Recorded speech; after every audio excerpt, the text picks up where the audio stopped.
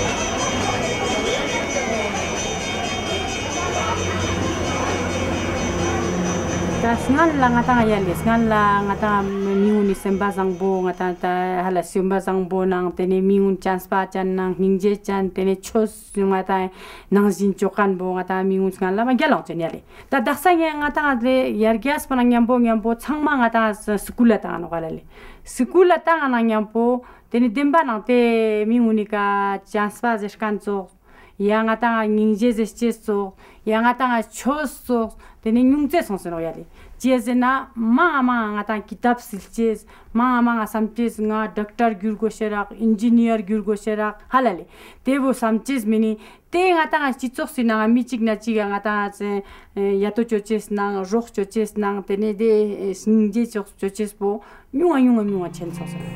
Through our kind of cultural myopia, we sort of think that, we educate our kids, we send our kids to school, we have a form of enculturating kids into our society, which is education. And peoples who don't mimic those same patterns of education somehow don't educate their kids. Well, of course, that is absurd. Religious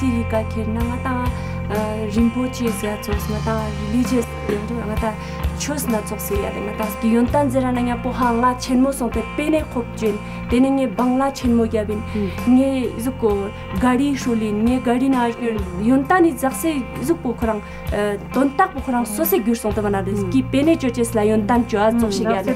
Today, Western schooling is responsible for introducing a human monoculture across the entire world. Essentially the same curriculum is being taught, and it's training people for jobs, very scarce jobs, but for jobs in an urban consumer culture. The diversity of cultures as well as the diversity of unique human individuals is being destroyed in this way.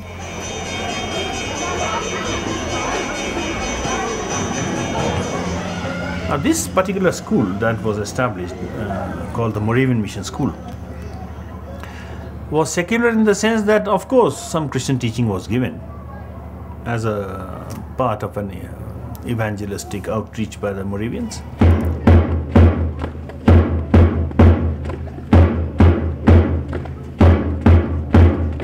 In 1887, when the school first started, there were certain perceptions that were wrong.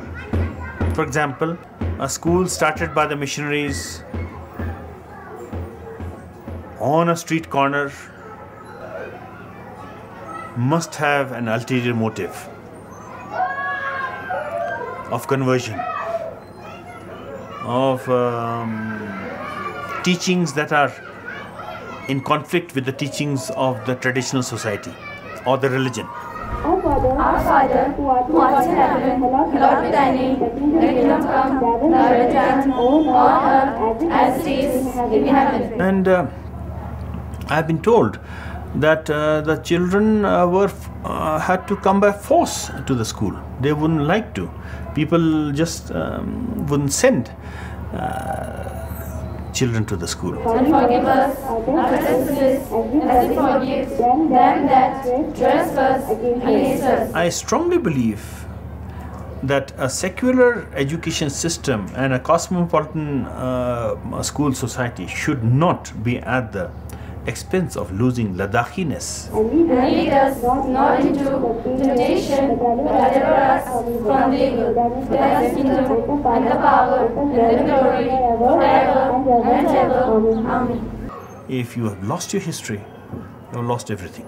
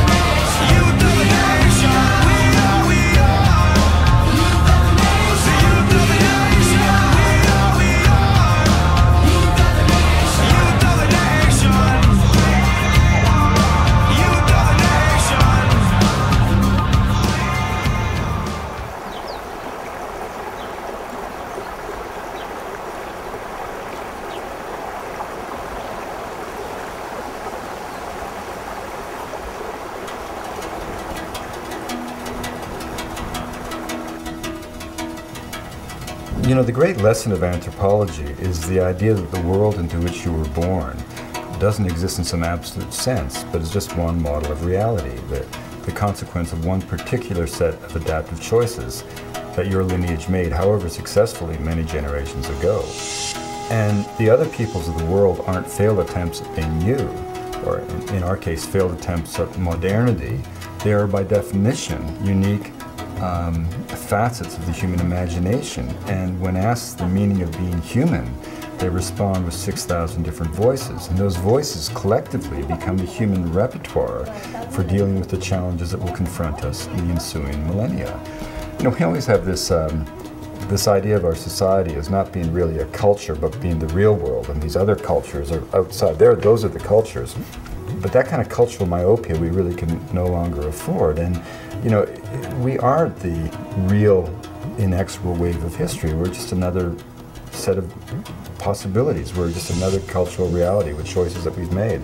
And that's why in the whole realm of child rearing and education, I think it behooves us to look at models of enculturation, of initiation, of bringing children to the realm of adulthood that other societies have celebrated and developed over thousands of years of experience.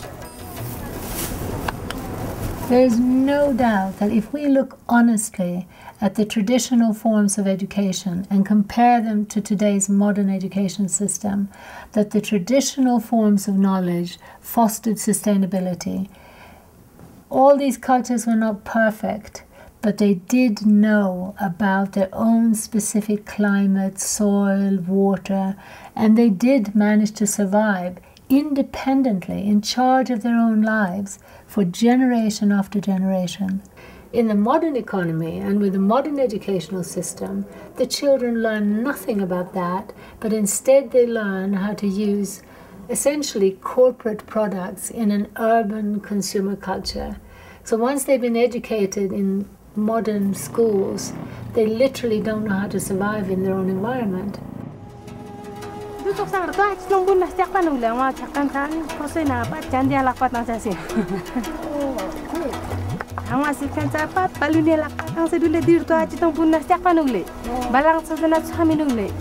Education is not simply the transmission of information. It's by definition the transmission and indeed the enculturation, or one could say more harshly, the indoctrination of a child into a certain way of knowing, a way of learning, a way of being.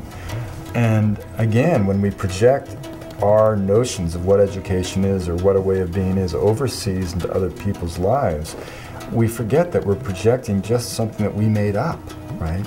And one of the things that I see in my work is that different ways of knowing, different ways of being, different ways of learning really create different human beings. If you're raised in Colorado to believe that a mountain is an inert pile of rock waiting to be mined, you're going to have a very different relationship to that mountain from a kid from southern Peru who believes in the fiber of his being that a mountain is an Apu spirit, a protective deity that will direct his destiny throughout life.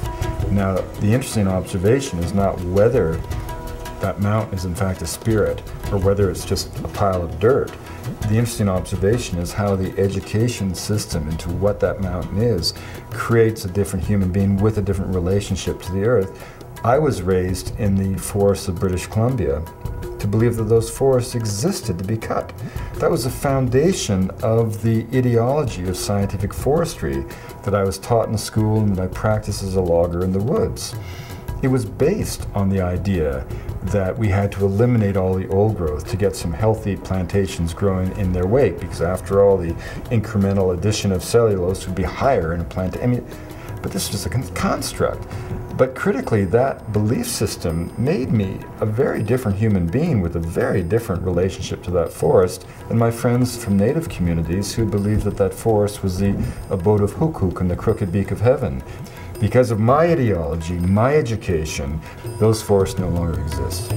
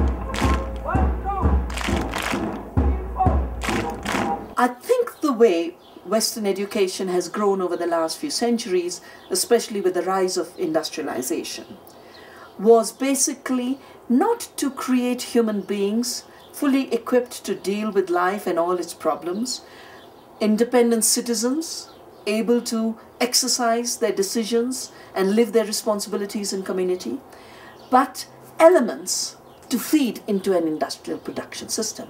They were products with partial knowledge. We moved from wisdom to knowledge, and now we are moving from knowledge to information, and that information is so partial that we are creating incomplete human beings. If we look back at the beginning of so-called education, the agenda was very clear. There was an elite that wanted to train people to serve their needs, to essentially create an extractive economy that served the few at the expense of the many. So there's very explicit literature. Very clearly education was there to train a class of people to serve the needs of the elite. When Macaulay came to India, I don't know how many of you know, but Macaulay was the guy who created in the minutes of Macaulay, it's called Macaulay's Children. And Macaulay's children, he said, would be brown on the outside but white on the inside. That they would basically know only one thing, how to rule India as if they were Europeans themselves. So if you go back to the 60s and you look at a lot of the modernization literature, so it's very clearly written that local language, local tradition, local customs is a barrier to modernization, and for communities to progress in kinds of stages of development, these things need to be eliminated. 99% of all the activities that go under the label of education come from this very specific agenda that grew out of a colonial expansion across the world by Europeans.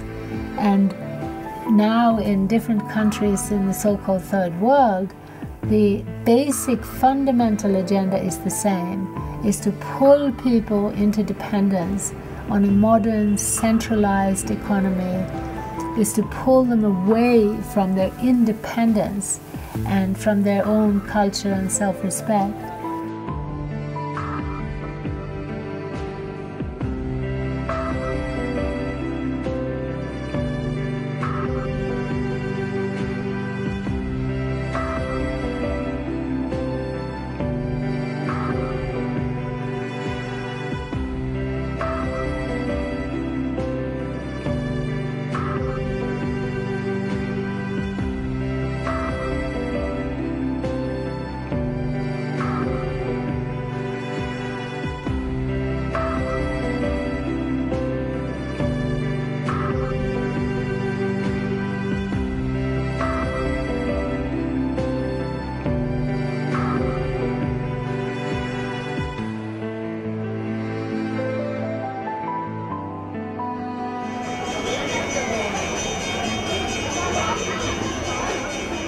There's actually a very big global program that is going on right now called Education for All. And it is, every person I've met who is associated with has basically no questions around its agenda or attention, which is very disturbing. It's a program which is sanctioned by every government in the world. It's a program which the World Bank and the UN agencies support. It's a program that corporations are also now, major corporations, McDonald's and many others are also behind. And the agenda of the program is to get every child into school. The claim is that, again, by going to school, communities will be able to develop and they'll be able to become part of the mainstream society. Now, I think we need to question what does it mean to become part of the mainstream today. And that, for me, is very, very much tied to a very clear agenda of becoming part of the global economy and shifting one's own local economy, one's own local culture, one's own local resources, both personal as well as collective, into the service of the global economy. So you will find prime ministers and presidents of countries regularly saying, we have got to change our education system to make us more competitive in the global economy. That means we have got to train our young people so that they will suit the needs of giant mobile corporations. Well, the Education for All initiative is an attempt to redress what was seen as a serious imbalance in funding for primary education. The intent really is to get every child into school.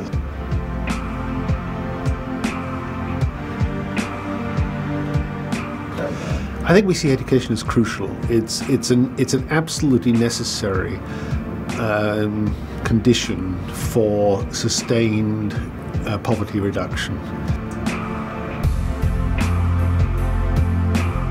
The demand now for education is not just coming from people like the World Bank and outsiders. It's coming from businessmen who are discovering that they can't grow their factories because they can't grow their businesses because there's a shortage of skilled workers.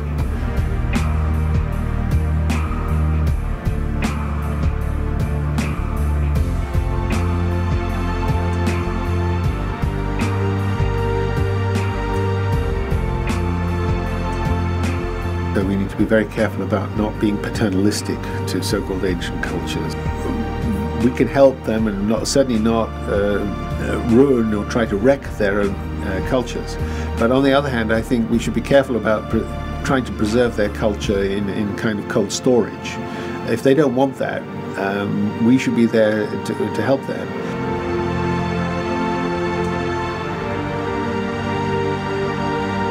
If you tour a tribal area in India and you ask and you sit with a group of women and you say to them, why is education important for your children? I mean, they look at you as if you're completely stupid. I mean, well, of course it's important for our children. So you say, well, but why? Tell me why. Because we don't want them to live like we live.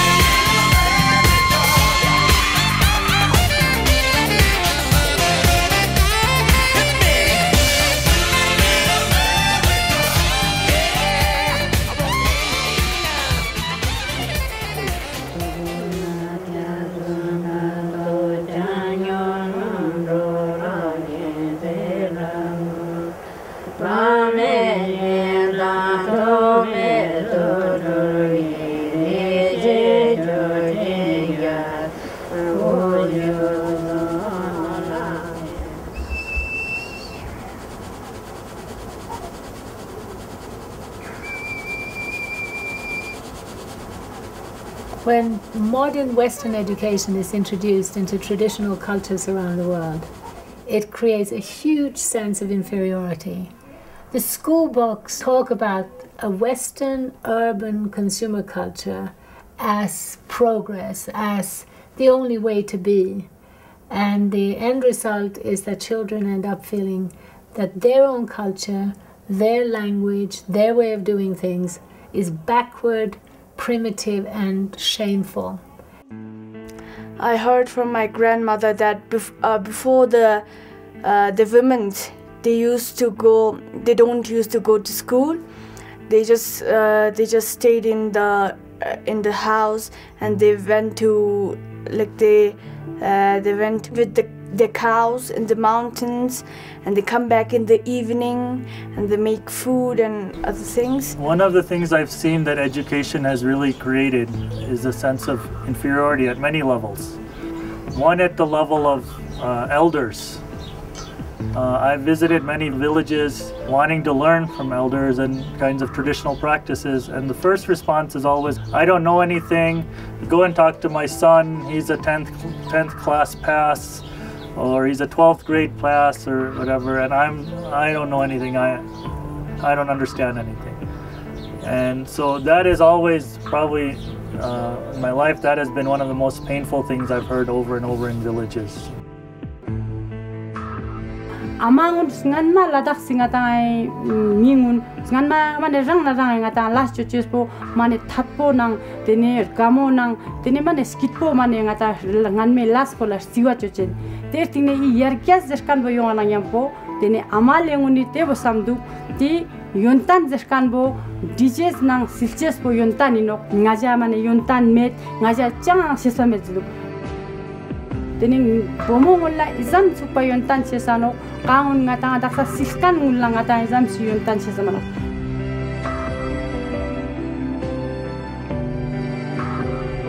Teni kongula nangchang shikong sesano kongole se jon chucho sesano teni amalenguni bal khalche sesano ter dunbina chichira khajir goshejo teo changma mauni juano.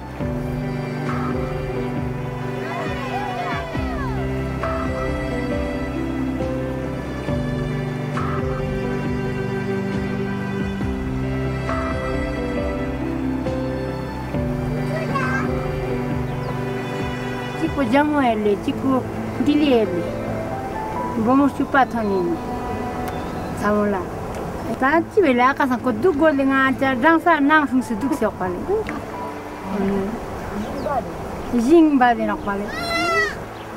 Kasu tan le nyawa so se sili yang tan thoni kitab thoni yang tan ka thop gos pale khorang la guzuran char gos pale. Onale.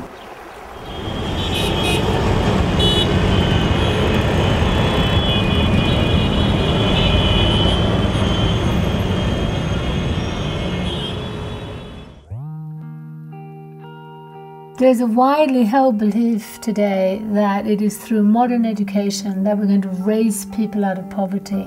But if we look honestly at what's been happening, we'll see that it's the advent of colonialism, development and aid that have created poverty.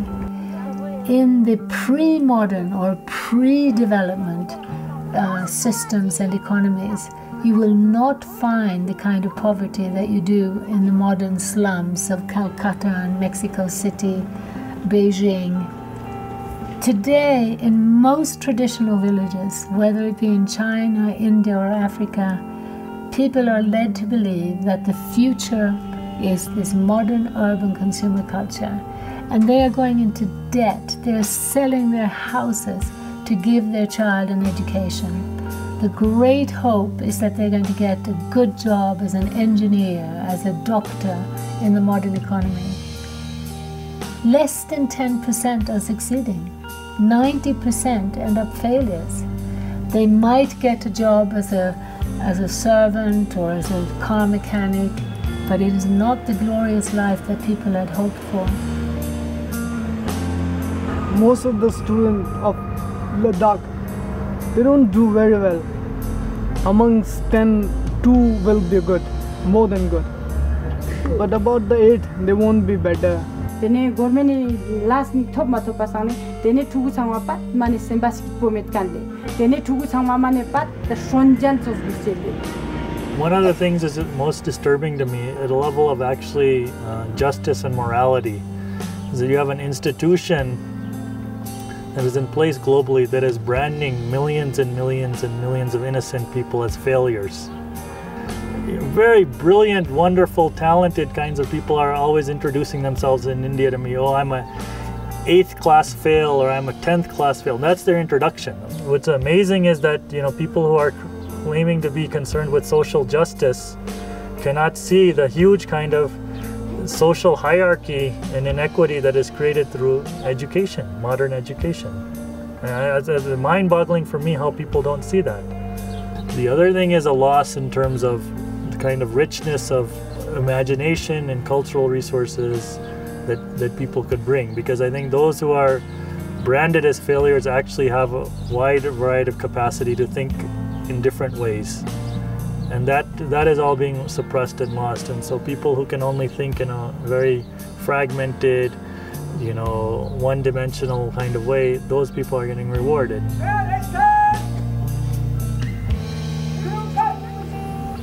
Anybody who claims to be concerned with social justice need to have a serious conversation around that. I come from the central Himalayan region which is called Garhwal, and the women of Garhwal worked very hard to make sure their kids would have schooling. But of course the schooling was the institutionalized schooling of the kind that doesn't teach you anything about your local ecology, your local culture, your local economy, or your ability to be productive. It basically teaches you to be a semi-literate for another system to which you have no entry, because you don't belong to the right class, you don't belong to the right privilege, etc. I now go back to those same villages, and the women said the worst mistake they made was to think that that kind of education would help. That we have a saying in Hindi, "Dhobi ka kutta na ghar ka na ghat ka," that it's the washerman's dog who belongs neither to the place where the washing is done nor to the home. That they're in between people, and they're falling through the cracks of an in-between world.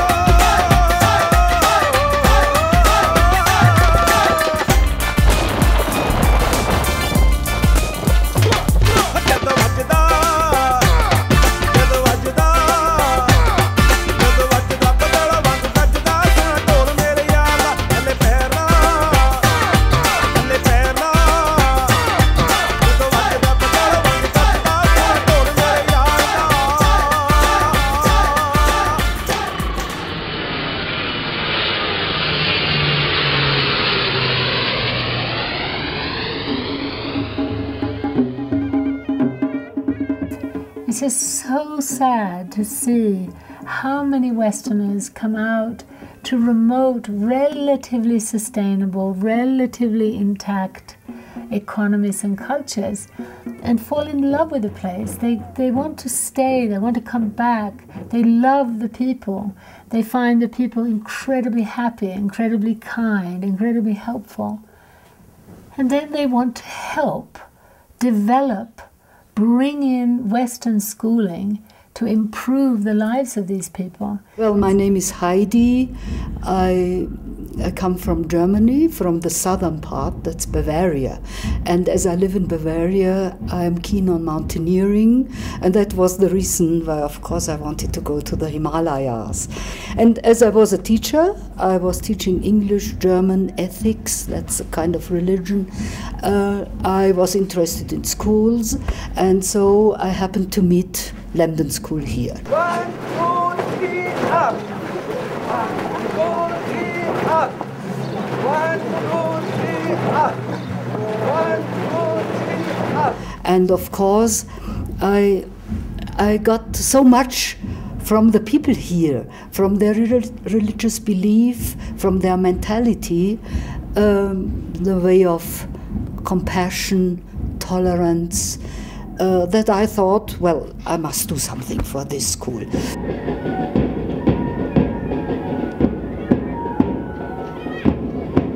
Step by step, I tried to find sponsors, I tried to collect money. For instance, I'm proud, over there is a hostel, a girls' hostel for 100 pupils, and this is mainly built by the money I could collect.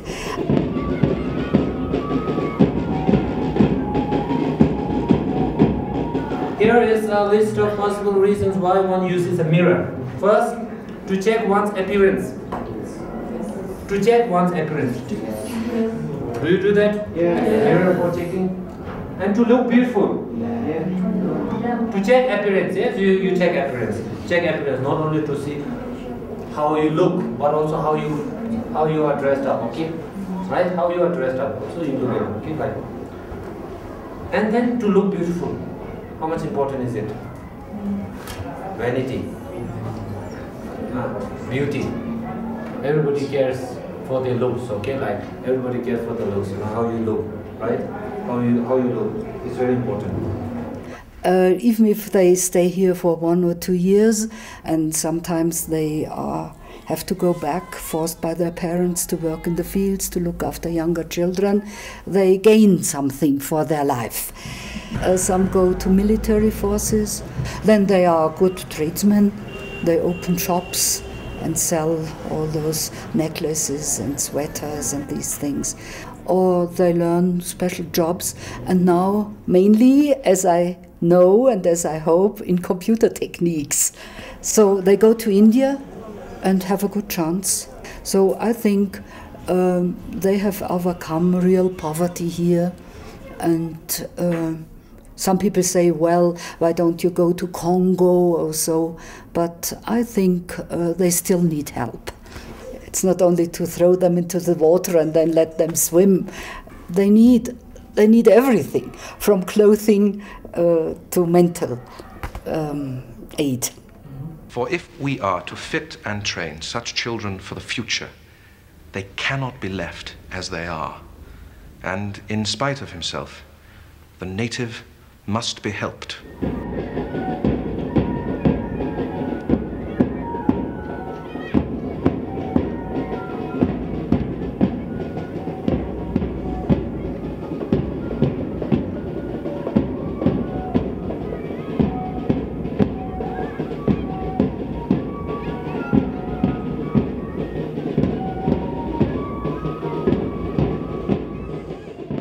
When I look at the number of really well-intentioned people who are trying to help other people with this package of schooling and aid, I really don't think that there's any bad intention behind that.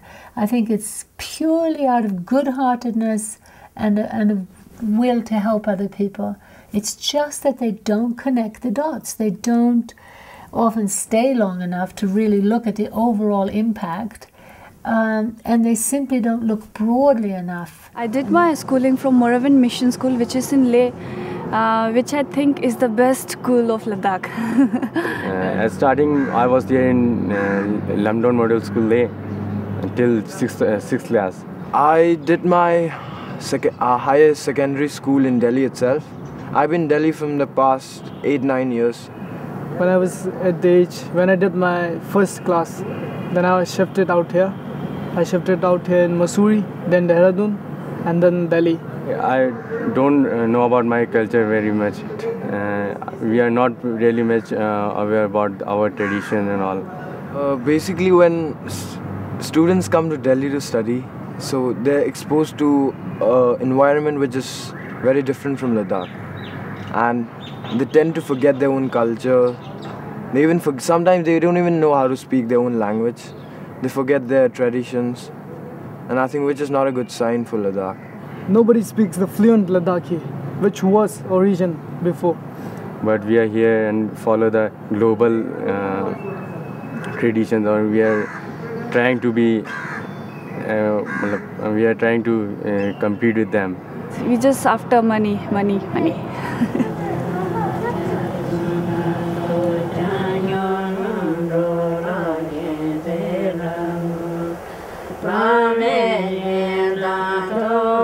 You know, the year that you were born, there were 6,000 languages spoken on Earth. Now, a language isn't just grammar or vocabulary. A language is a flash of the human spirit. It's a vehicle through which the soul of every culture comes in the world. Every language, I've always said, is like a old-growth forest of the mind, an ecosystem of thought, a watershed of social and spiritual possibilities. As we sit here, half those languages are not being taught to children. In some areas where we are very strict, for example, speaking in English, My school is English medium school, and every children are speaking in English, and when they are in the playground also they speak in English. In class also, everywhere. In the school we have to speak in English. We are strict that the children speak in English with the teachers in the class and with each other.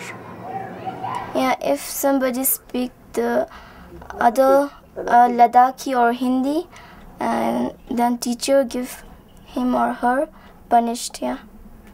What happens when somebody gets punished? Yeah, it's get the money. Yeah, it's fine money, 5 rupees. But that discipline inculcates a habit of English. And English is one language that commands the world today. Be it the cyber world, internet, anything, business, you have got to learn English in India. When we go to other countries, we have to speak in English. We don't have English speaking, we can't go to other country and speaking. Yeah.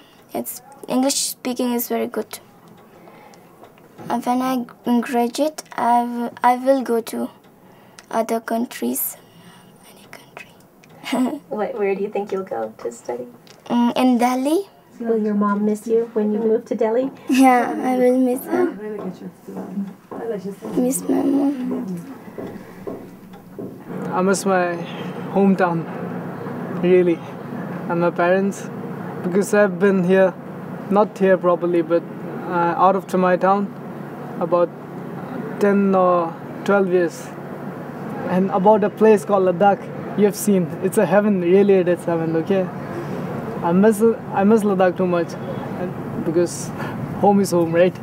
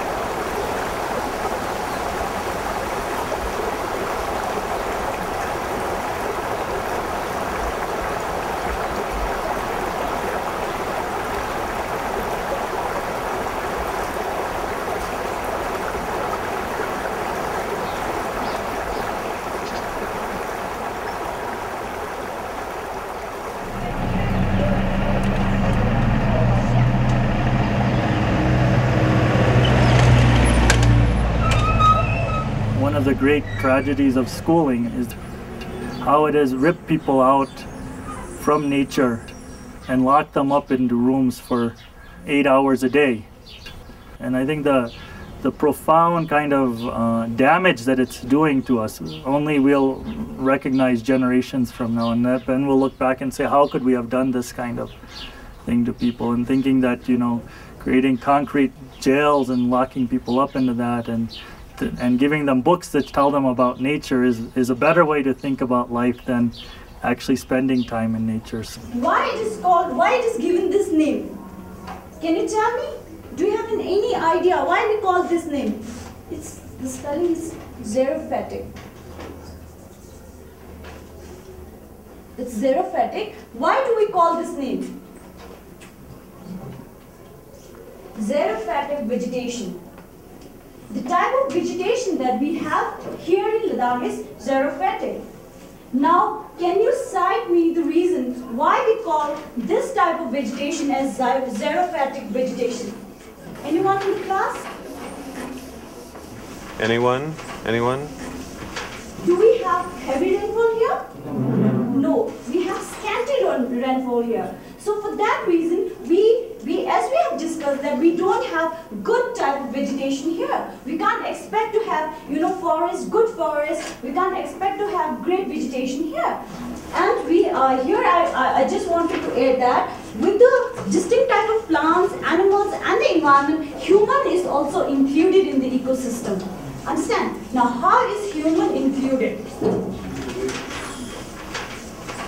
Why do we say that human is an integral part in the ecosystem?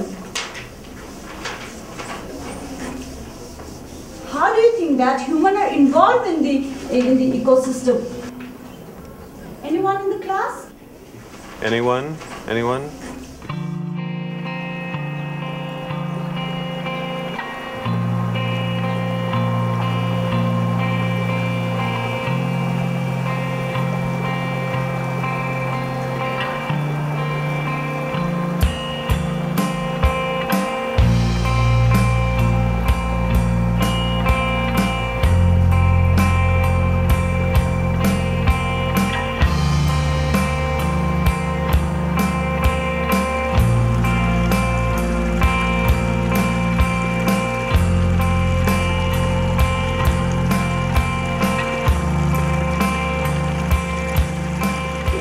Mo borchesto ngata chumig lak mo borchesto togla korang aba amang ni chu chumil laman lapchin yure na stokpo ma phang tene aju kona yang mi ji chu thungano tene aju kona yang ngata offering chu ano hala le ngaji jaktum chu chuput thulano chu chun na phala te bozera na yapo chu chenmo songsyang te bolu sangyale te daksa ya le ngata yar ke zeskar mo janang ko aba amang la te je tu shik mathobaina ya thuni maya nain tene tezam shik zerang maje bano nyanang mayan pasane garung sa kozak thustang pasane ngata environment bo tene te chu te sangwa chulung po sangwa stokpo jano yali sakyat po ama khor ama tokshino senele bub nasa sende sakyat po khorang bo ngata beng tokshino senele tene chungba sani ngata di sakyat po zeshkan bo ngata phache na pura mirap ngata bor ngenche sakyat chino hala yontan jena po pena ngachik che yontan jiyoto nge yontan bo kuringi tugo tangyan chismano nyanjin me kya naksa ladakh la chiot ngati ri thugu guni le ngata thugu mangpe moldu ya ngata zerang ngata molang thos den legi ladakh la chiot thonsket po chiot ladakh la duks teshkit po chiot chigal pa peni mang po duk zerang le chigal pa ngata las chogos me da samkan ji khonstan bela ta yale tene te fi ngata amale ngula te yose ngatang kaltes I jingbat ne ra ngata nang yodeno ra ngata khampa yodeno ra ngata kharji yodeno no yar kya son se karu lepto. And the amazing thing, if you think about it, is that biologists have finally proven it to be true what philosophers have always dreamt to be true, which is the fact that we're all brothers and sisters. We are all, by definition, cut from the same genetic cloth. That means that all human populations, all cultures, in general, share the same raw mental capacity, intellectual capacity, mental acuity, whatever. And what that means is that whether a people place their genius into technological innovation, as has been the tradition in the West, or by contrast, in the case of the Tibetan Buddhists, into spending 2,500 years trying to understand the nature of existence in what we call always a science of the mind. And why do we use the word science? Because what is science but the pursuit of the truth? And what is Buddhism but the empirical pursuit of the truth? As Mathieu Ricard, a Tibetan monk, former molecular biologist at the Pasteur Institute in Paris, always says that Western science is a major response to minor needs. We spend all of our lives trying to make sure that we live to be 100 without losing our teeth or our hair.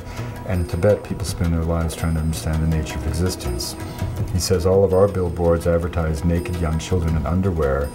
Their billboards, which are mani walls, are engravings in stone of prayers for the well-being of all sentient beings.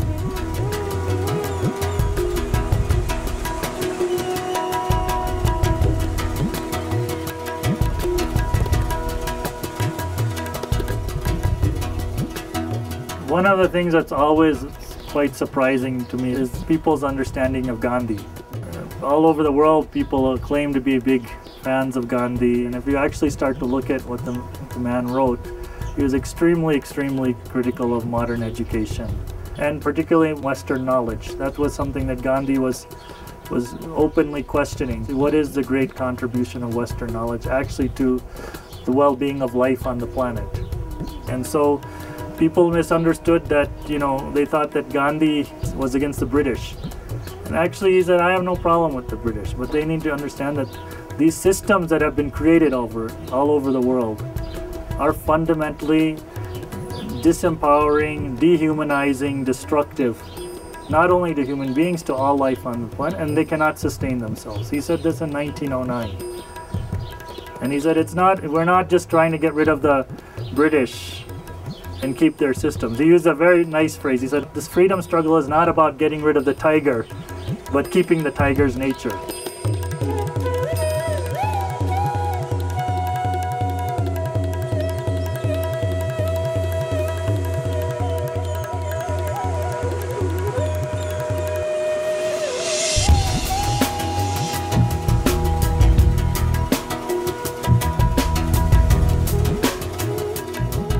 And you know, we don't think of ourselves as a culture.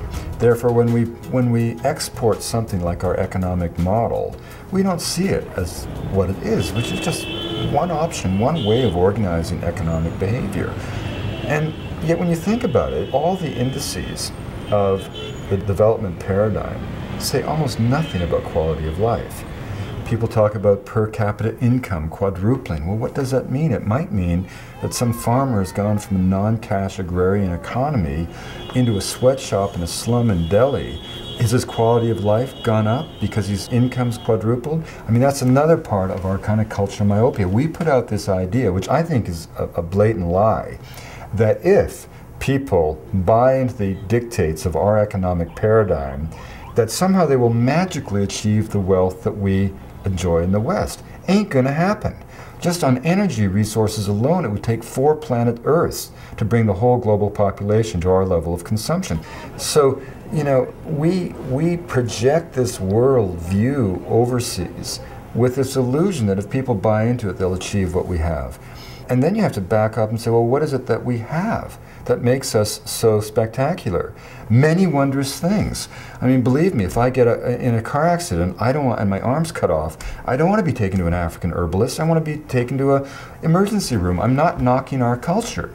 But on the other hand, you look at the way we make money, the way we earn our daily bread, is based on an economic paradigm that by any scientific definition is changing the biochemistry of the biosphere. This is not trivial, and it certainly doesn't suggest that our way of life is a paragon of humanity's potential.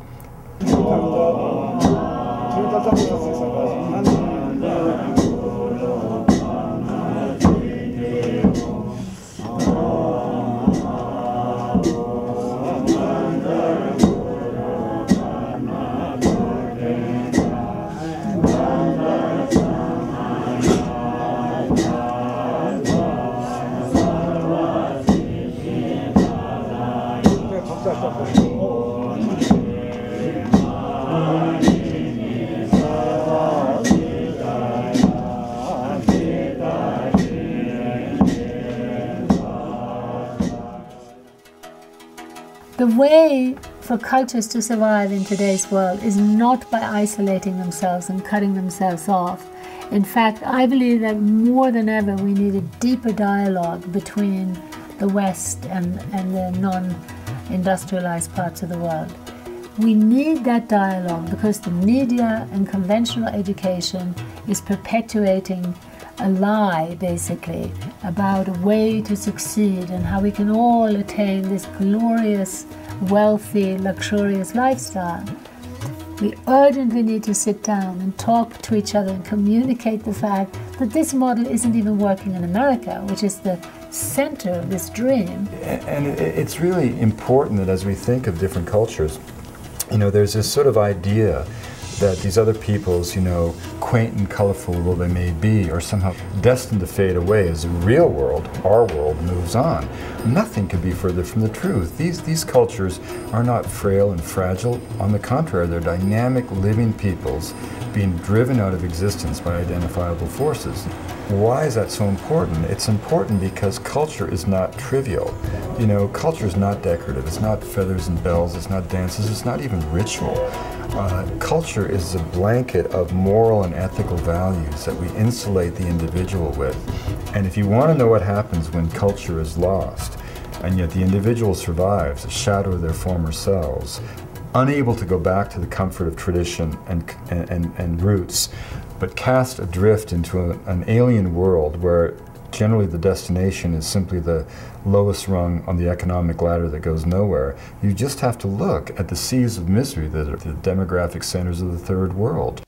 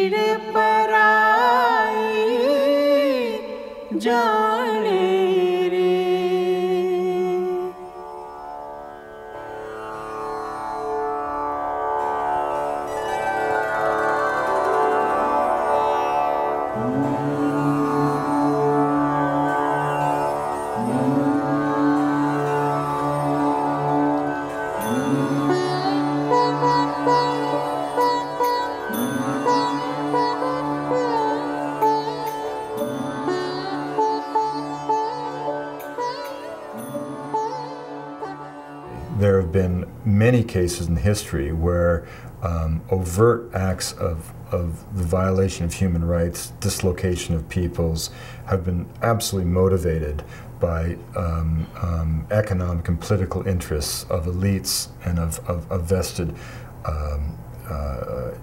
power structures. No question about it.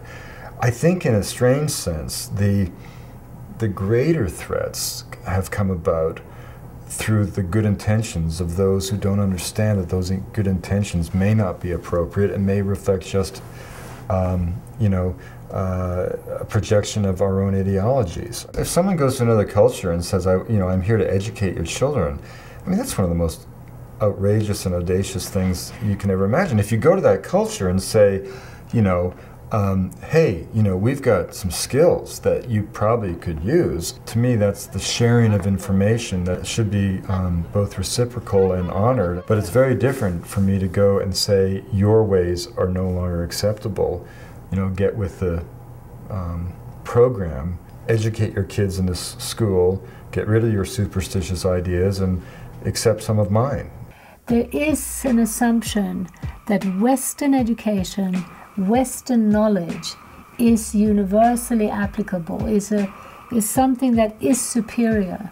There's a sense that we have evolved to a higher level of being, and that these people, however lovely they are, they're going to benefit from this superior knowledge. The saddest state of this is of the NGOs, who think that they are actually going in and helping communities by helping them lose their languages and helping them lose their self-sufficiency and helping them, tying them into the global economy and getting them more cash, which ultimately leads to them having less control over their own lives. A lot of them are very well-intentioned, good people who are actually thinking they're doing something good for children and for communities, but they don't understand, I think, the much larger game in which they are pawns. The bottom line is, we're living through a time of transition that it just behooves us to pay attention to. It's like what Margaret Mead said before she died. Her greatest fear was that as we drifted blindly toward this blandly amorphous generic world, whatever it's going to be, we would wake one day as from a dream, having forgotten that there were even other possibilities of life itself. These peoples, these visions, aren't failed attempts at being us. They're unique basic answers to the fundamental question, what does it mean to be human and alive? And many of those peoples, when they answer that question, they answer it in ways that have allowed them to live sustainably on the planet for, by definition, generations. The species has been around for a long time. Who knows when you want to say it began as a social form, 150,000 years ago? The Neolithic Revolution that gave us agriculture, that's only 10,000 years ago. Modern industrial society, as we know it, is scarcely 300 years old. That shouldn't suggest that we have all of the answers for all of the challenges that are going to confront us as a species in the ensuing millennia.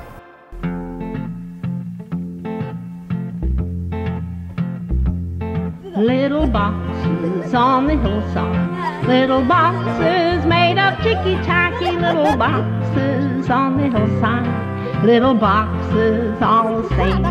There's a pink one and a green one and a blue one and a yellow one, and they're all made out of ticky-tacky and they all look just the same. And the people in the houses all went to the university where they were put in boxes and they came out all the same. And there's doctors and lawyers and business executives, and they're all made out of ticky-tacky and they all look just the same. And they all play on the golf course and drink their martinis dry, and they all have pretty children, and the children go to school, and the children go to summer camp, and then to the university where they are put in boxes and they come out all the same. And the boys go into business and marry and raise a family in boxes made of ticky-tacky, and they all look just the same. There's a pink one and a green one and a blue one and a yellow one, and they're all made out of ticky-tacky and they all look just the same.